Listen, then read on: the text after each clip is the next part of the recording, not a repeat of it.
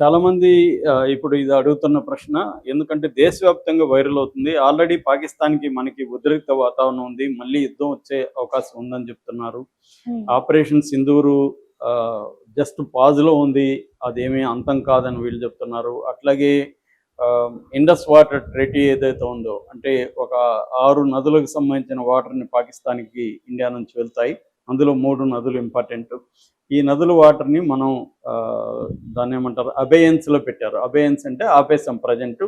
దీనివల్ల పాకిస్తాన్‌లో చాలా ఇబ్బందులు ఉన్నాయి. ఎందుకంటే 80% అగ్రికల్చరు ఈ వాటర్ మీద డిపెండ్ అయింది. అట్లాగే తాగునీరు కావచ్చు, పవర్ జనరేషన్‌కి వాటర్ కావచ్చు, ఇండస్ట్రియల్ అవసరాలకు కావచ్చు, వీటన్నిటికి కూడా ఈ వాటర్ ఇంపార్టెంట్. హ్మ్. అందువల్ల పాకిస్తాన్ వాళ్ళు ఎలాగన్నా ఇండియాని ప్రెజర్ చేసి సరెండర్ చేయించుకొని వాటర్ని వదిలించుకోవాలన్న దీంట్లో వాళ్ళు ఒక పక్క ఇంటర్నేషనల్గా ప్రెజర్ చేయడం, రెండో వైపు మన దేశంలో నానా రకాల అల్లర్లు క్రియేట్ చేసి, మన దేశంలో ఉన్న టెర్రరిస్టు స్లీపర్ సెల్స్ని యాక్టివేట్ చేసి టెర్రరిస్ట్ కార్యక్రమాలు చేయడం ద్వారా ఇండియాని ప్రెజర్లోకి తీసుకురావాలనేది ఒక ప్లాన్ జరుగుతుంది. అందుకనే ఓపెన్గా బెదిరిస్తున్నారు కూడా. హ్మ్. మీరు వాటర్ ఆపితే మేము మీ రక్తం పారిస్తామని కూడా వాళ్ళు అనేక సార్లు ప్రకటనలు ఇస్తున్నారు. రీసెంట్గా వాళ్ళ ఆర్మీ చీఫ్ మార్షల్ ఆయన అసీం మునీర్ ఆయన కూడా హెచ్చరించాడు. సో ఈ నేపథ్యంలో ఇప్పుడు ఒక వార్త వైరల్ అవుతుంది. అదేంటంటే పాకిస్తాన్కి బార్డర్లో ఒక 15 కిలోమీటర్స్ బార్డర్లో రాజస్థాన్ జైసల్మోర్ అంటారు. హ్మ్. అక్కడ ఎడారిలో ఒక యువ జంట శవాలు కనిపించాయి. ఆ యువ జంట పాకిస్తాన్కి సంబంధించిన యువ జంట. అసలు ఈ యువజంట ఎవరు? వీళ్ళేమన్నా టెర్రరిస్ట్‌లా?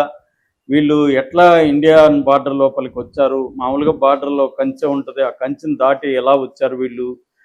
వీళ్ళేమన్నా టెర్రరిస్ట్‌లా? యాక్టివిటీలు ఏమైనా చేయడానికొచ్చారా? లేకపోతే వీళ్ళు ముస్లింలా? హిందువులా? ఎవరు వీళ్ళు?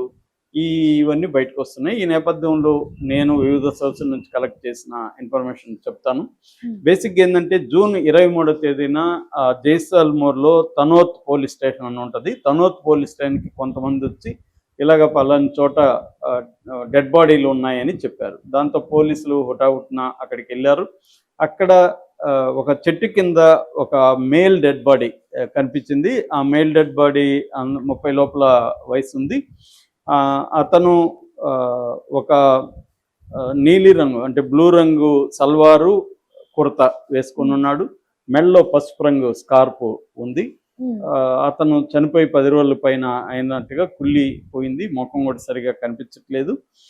దానికొక ఆ డెడ్ బాడీకి ఒక 50 మీటర్ల దూరంలో ఇంకొక అమ్మాయి బాడీ ఉంది. ఆ అమ్మాయి పసుపు గాగ్రా అండ్ పసుపు కుర్తా వేసుకొనుంది. తెలుపు, ఎరుపు గాజులు చేతులకి ఉన్నాయి. దాన్ని హ్మ్. బట్టి వీళ్ళు ఇద్దరు కూడా హిందువులు అయింటారు అని వీళ్ళు అనుకున్నారు. హ్మ్. ఫోను వాళ్ళిద్దరి దగ్గర ఫోన్లున్నాయి. ఫోన్ తీసుకుంటే అది పాకిస్తాన్ సిమ్ కార్డ్ ఉంది. అట్లాగే వాళ్ళ దగ్గర ఐడీ కార్డులు కూడా ఉన్నాయి. ఐడీ కార్డులో వాళ్ళ అడ్రస్ కూడా ఉంది. ఆ అడ్రస్‌ని బట్టి ఈ అబ్బాయి అక్కడ దివానో మ్యాగ్వార్ అనే ఒక పేరుంది వీళ్ళ నాన్న పేరు. సో వీళ్ళ అడ్రస్ కూడా సింధు ప్రావిన్స్‌లో గలాం హుస్సేన్ లహరి అనే ఒక ఊరు.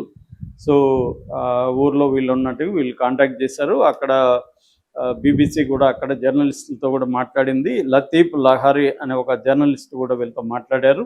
హ్మ్. ఆ ఏరియా జర్నలిస్టు. అట్లాగే వాళ్ళ నాన్నని కూడా కాంటాక్ట్ చేశారు. అట్లాగే అక్కడ సీమంత్ లోక్ సంఘటన అనే ఒక ఆర్గనైజేషన్ ఉంది. అది హిందువులు పాకిస్తాన్‌లో ఉండే బార్డర్ ఏరియాలో ఉండే హిందువులు భారతదేశానికి రావాలనుకుంటే వాళ్ళకి సంబంధించి హెల్ప్ చేసే ఆర్గనైజేషన్ అనమాట ఇది. హుహు. వీళ్ళు కూడా కాంటాక్ట్ చేస్తే విషయం బయటకొచ్చింది. అసలు వీళ్ళు ఎవరు? ఎందుకొచ్చారనే విషయాలు బయటకొచ్చాయి. ఈ అబ్బాయి రవికుమార్, ఆ అమ్మాయి పేరు శాంతిబాయి. వీళ్ళిద్దరూ హిందువులే. వీళ్ళిద్దరికి ఈ మధ్యనే పెళ్ళిళ్ళు అయినాయి. ఈ ఈ అబ్బాయి వచ్చి నేను ఇందాక చెప్పినట్టు దివాన్ మ్యాగ్వార్ అనే ఒక రైతు కొడుకు. వీళ్ళకి 10 మంది పిల్లలు. 10 మందిలో ఈ అబ్బాయి మూడో వాడు. ఈ అమ్మాయి గుల్జా ఆహ్, గుల్లూజీ అనే ఒక అతని కూతురు. హ్మ్. సో వీళ్ళు ఈ మధ్య ఏమైందంటే ఇతను వరి పంట ఉందన్నమాట. వీళ్ళ ఫాదర్‌కి దివానో మ్యాగ్వార్‌కి వరి పంట ఉంటే దానికి నీళ్లు కట్టమని ఈ అబ్బాయిని చెప్పాడు. ఈ అబ్బాయి నేను కట్టను, నేను వెళ్ళను ఇంకొకటి చెప్పాను. 10 మంది ఉన్నప్పుడు హ్మ్. చెప్తారు కదా! నాకెందుకు చెప్తున్నావు? అలాగే ఏదో అన్నాడు. దాంతో ఆయనకి కోపం వచ్చి కొట్టాడు. చెంపదెబ్బ కొట్టాడు. హ్మ్. దాంతో పెళ్ళైన వాడిని నా భార్య ముందు చెంపదెబ్బ కొడతావని తనకు రోషం వచ్చింది. దాంతో బైక్ తీసుకొని భార్యను తీసుకొని బ్యాగ్గా తీసుకొని బయలుదేరాడు. ఎందుకంటే వీళ్ళకి జైసల్మేర్ దగ్గర బంధువులు ఉన్నారు రాజస్థాన్లో. యాక్చువల్గా ఎప్పటి నుంచో కూడా అబ్బాయి ఇండియాకి వచ్చేసి బంధువుల దగ్గర సెటిల్ అవుదామని ప్లాన్ చేస్తున్నాడు. ఎందుకంటే పాకిస్తాన్లో ఉండే హిందువులకి కొంత ఇబ్బందులు ఉంటాయి. ఇక్కడ ఎట్లాగే ముస్లింలకి కొంత ఇబ్బందులు ఉన్నాయో అలాగే అక్కడ కూడా పాకిస్తాన్లో ఉండే హిందువులకి చాలా రకాల ఇబ్బందులు ఉంటాయి. అందుకని చాలామంది మ్యాక్సిమం వచ్చేద్దాం అనుకుంటుంటారు. ఇండియాలో అయితే హిందువులకు బాగుంటుందనే కాన్సెప్ట్ ఉంటుంది. అలాగే వీళ్ళకి జైసల్మేర్ దగ్గర బార్డర్లో బంధువులు ఉన్నారు. సో దానికి వీసా కావాలి. వీసా ట్రై చేశాడు. 1.5 year బ్యాక్ వీసాకి అబ్బాయి అప్లై చేశాడు, కానీ వీసా రిజెక్ట్ అయింది. దాంతో ఎలా వెళ్ళాలి? వీసా లేనప్పుడు అక్రమంగా వెళ్ళాలి. అక్రమంగా ఇలాగా చేర్చే వాళ్ళకి కొన్ని ముఠాలు ఉంటాయి. వాళ్ళకి డబ్బులు ఇస్తే అక్రమంగా చేరుస్తారు. ఈ కంచె దాటించడం ఇవన్నీ చేస్తుంటారు. ఇక్కడ ఏమవుతుందంటే ప్రాబ్లం, ఈ కంచె వీళ్ళ ఊరు వచ్చి 60 kilometers దూరంలో ఉంటుంది బార్డర్కి.